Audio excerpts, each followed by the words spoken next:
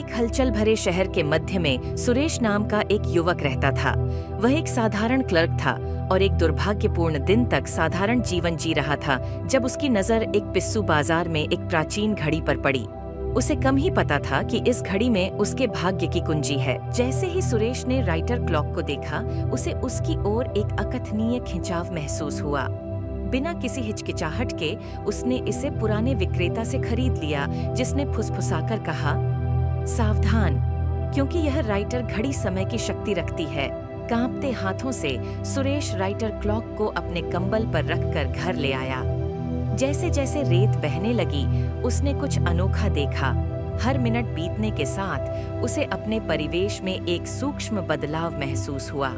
सबसे पहले उन्होंने इसे महज संयोग कहकर खारिज कर दिया, लेकिन जल्द ही परिवर्तन अधिक स्पष्ट हो गए। वस्तुएं स्वयं को पुनर्व्यवस्थित करने लगीं और बातचीत की फुसफुसाहट हवा में गूंजने लगी।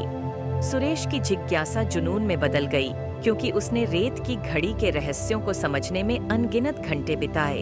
एक शाम जब आसमान गहरा लाल रंग का हो गया, सुरेश ने अपनी खिड़की के बाहर एक छायादार आकृति को छिपा हुआ देखा।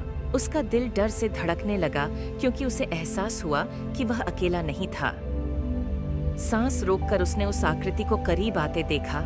उसकी विशेषताएं अंधेरे से धुंधली हो गई थीं। अचानक राइटर क्लॉक एक अलौकिक रोशनी के साथ चमकने लगी, जिससे कमरा एक अलौकिक चमक से जगमगाने लगा। ऐसा लग रहा था जैसे समय रुक गया हो, और सुरेश और रहस्यमय अजनबी ने आंखें बंद कर लीं। प्रत्येक को एक दूसरे की उपस्थिति का एहसास हो रहा था। रेशम की तरह चिकनी आवाज में अजनबी बोला, तुमने रेत की घड़ी के रहस्यों को खोल दिया है, लेकिन क्या तुम में अपने भाग्य का सामना करने का साहस है? सुरेश झिझक रहा था, भय और जिज्ञासा के बीच उलझा हुआ था, लेकिन अंदर ही अंदर वह जानता था कि अब वह पीछे नहीं हट सकता। एक दृढ़ संकल्प के साथ वह आगे बढ़े और आगे आने वाली हर चुनौती का सामना करने के लिए तैयार हो गए।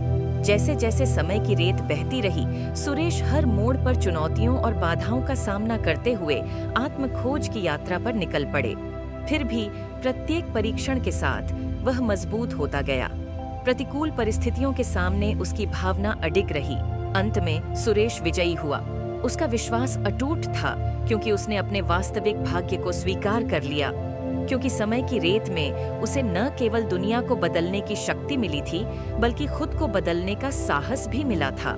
और जैसे ही राइटर क्लॉक ने आखिरकार अपना काम किया, सुरेश को एहसास हुआ कि सभी में से सबसे बड़ी यात्रा वह थी जो उसके भीतर थी।